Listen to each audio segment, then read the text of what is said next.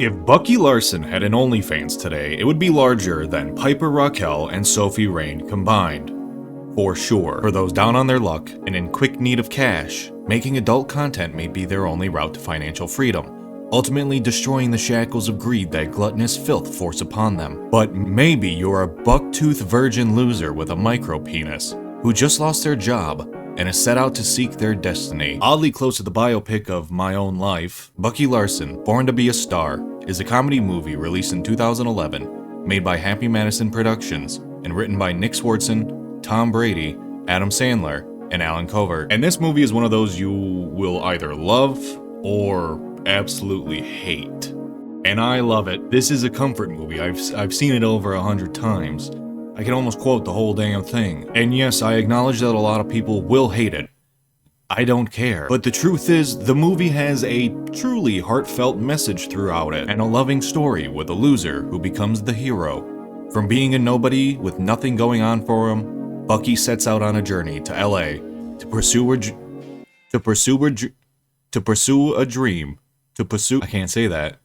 his dreams of becoming a porn star after watching film of his parents and discovering they made adult content before he was born. This movie was the original form of brain rot for me and my friends, and I don't think there's a single time where it's never not funny.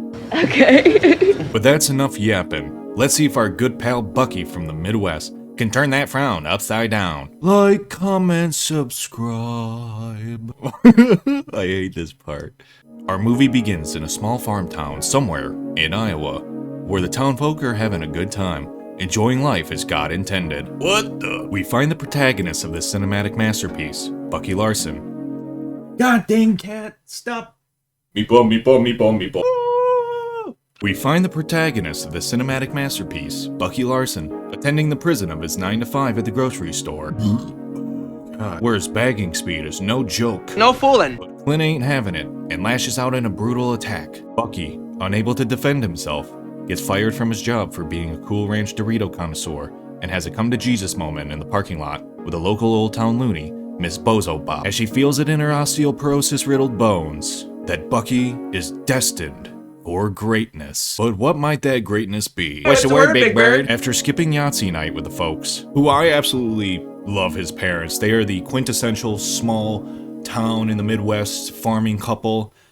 Or maybe they're not farmers, I don't know, but that's where I come from. So, yeah, I know a lot of people like this. Bucky pops on his light-up shoes and takes the dangerous journey to his friend Clint's house, where his group of friends have a surprise for him. What may that be? But tonight, we're gonna use it to watch nude movies. Nude movies? Nude? A skin filmer. You know, one of those movies you can play with your business to. Play with my what? Don't you twang your wang? Don't you twang your wang? Yes, that's right, everyone. Bucky Larson has not yet popped his own champagne bottle cork. So what's the best thing his friend group can do? This, was it whacking? Help him jerk off for the first time. And I'd like to think I had a close friend group growing up, but a group yoink session, that circle jerk, a soggy bread game, that really wasn't on the table for any of us.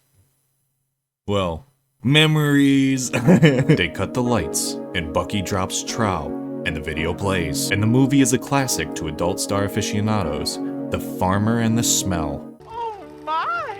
Starring Rosie Bush and Jim Sprazium. Oh.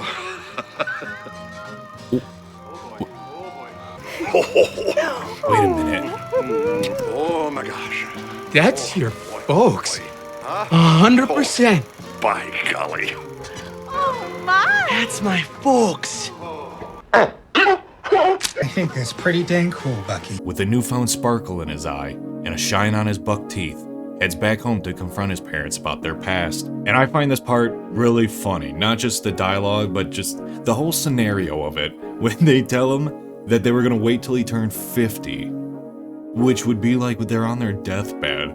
And they're gonna be like, oh yeah, by the way, like, we were gonna wait to tell you, but now that we're gonna die, no, we're really gonna tell you. I just thought that was pretty funny. Bucky asks how they started making movies, and after a trip to LA and a mean session of kissy face, his parents were offered a job by a passing-by director who said it was their destiny. And this sets the gears turning for good old Bucky, as Miss Bozo Bop's prediction of his destiny may be his path, becoming a porn star. Ooh, this must have been a good pitch by the guys. And no matter how much chafing Bucky will go through, nothing will stop him from becoming the best. He's a super duper movie star! And with a wad of cash from his folks, Bucky takes off to LA, set to become a star, exploring the streets, local stores, and all the fun people of California. Bucky comes to the most hot spottingest spot in town, Tony's Famous Diner. I don't know why I wrote it like that. That was kind of hard to say. Where we meet Bucky's future love interest. Oh, that sounds good. I'll have a bowl of that. Ooh, and some braces? And maybe a haircut? And a new shirt? Oh, that's Marge. You remember large Marge from Pee Wee Herman and then her eyes shot out? That was really scary as a kid. Anyways, this is Bucky's love interest. No! Kathy, her. This is her. Kathy, just like Bucky, is abused at work and has dreams larger than what others would expect of them. But Kathy is afraid to pursue her dreams. Maybe that's something Bucky can help her with. Till then, the two of them chat away at the diner for hours on end, becoming quick friends, even laughing it up with Chewbacca over there.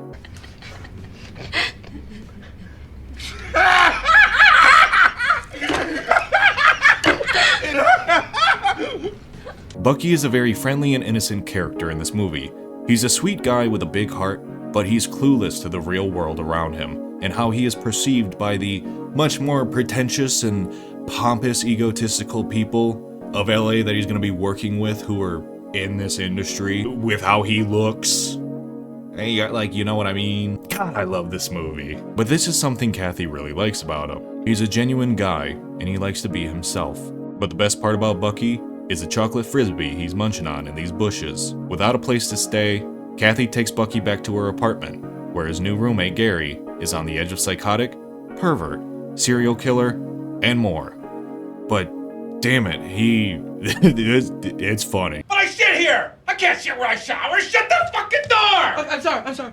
Anyways, Bucky and Gary are now roommates, and I bet that'll go great. And Bucky takes off to start his day to become a star. Actors wanted, open call audition. Did I whack it right? Stop the camera! God. Stop it! Oh my god, he's going for his butt! No, I think the first time my girlfriend saw this, it put her into a catatonic... I don't know why I said that. It put her into a catatonic state. She was so shocked when he dropped his pants and just started beating that schmeat on camera. And it's hilarious, but it is shocking, especially if you don't... But the thing is, like, you kind of know what you're going into already. Like, we were kind of watching some weird stuff earlier. But that happens, that is so freaking funny. The director of the mac and cheese commercial, though, follows him outside, asking him what the hell he's doing, only to be told that he's the son of two famous adult movie stars. Claudio, the director, becomes a side friend to Bucky for parts of this movie, as he wants to help him become a star, since he was a big fan of his parents. And Claudio's someone that also kind of understands Bucky's journey in LA will not be easy for him. So I like how he becomes like a little friend to him throughout the entire time, along with a bunch of other characters. A lot of the characters are actually pretty nice to Bucky, except for like one moment of betrayal and then, you know, the antagonist, who we'll meet here soon, who's a dick, literally. But to get in this business, you gotta know the Shadow, Dick Shadow, the legend himself. Hop in the convertible, Bucky. Let's go for a ride. The two of them arrive to the party, and good God, Bucky is to the people of LA what someone from LA would likely look like to someone from a small town in the Midwest. It's something like that. Outside, we get to hear of how the legend of Dick Shadow began. A fateful day of triumph over a bee who flew into his pants, forcing him to remove them, casting a shadow down upon the girls and mothers of the neighborhood. But where'd the bee go? Claudio introduces Bucky to Shadow, who lets Bucky know if he wants to be in the game as a star on camera, he's gotta have the right stuff. And ladies and gentlemen, Bucky Larson has a micro-penis covered behind a bush. And thinking back on it now, Bucky Larson hiding inside the bushes to feel protected is like his wiener hiding away in the bush of his scrum. It is protection. Anyways, Bucky is ridiculed at the pool and sent off, ashamed, wet, and a joke, only for a certain someone to overhear them. Miles Deep, the director I don't know why I'm talking like this. We saw Miles briefly as he too tried to get into Dick Shadow's party, but was instead kicked out by the bouncers. He overhears of Bucky's struggles and asks if he wants to shoot something that night, to which Bucky agrees immediately, ready to start his destiny as a star. However, there's one thing about Bucky.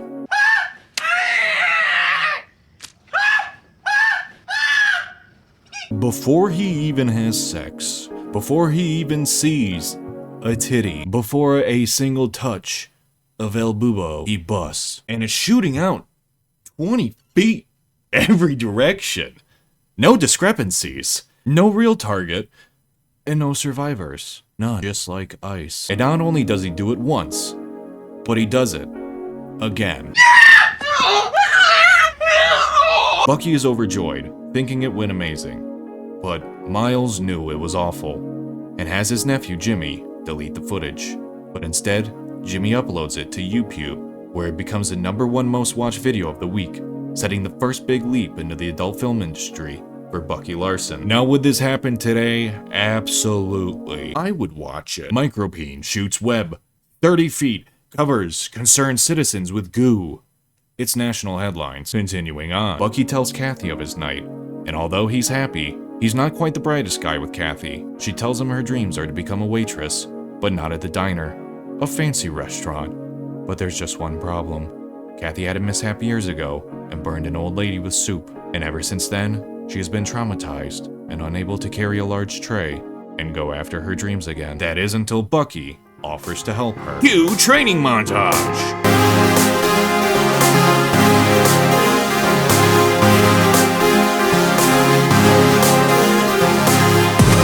But before that, Bucky has some work to do. Miles confronts Bucky later that night at the diner to let him know that he won't make it as a porn star, which sends Bucky into a mental breakdown.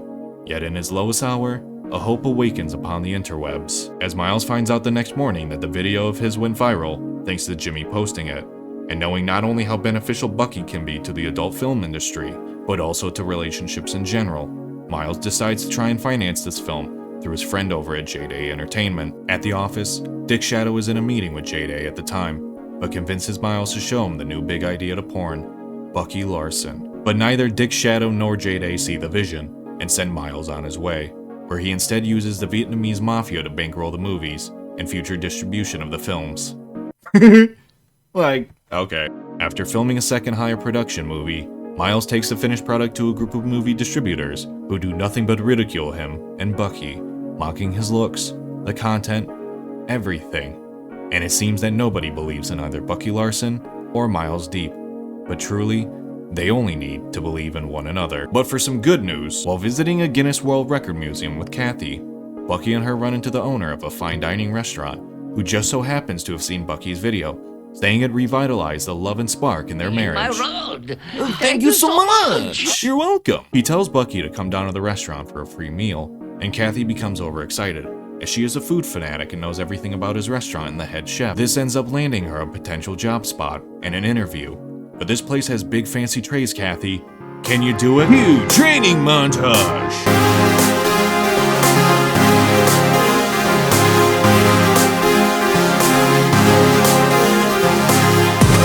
The two of them start their path of success, chasing their dreams.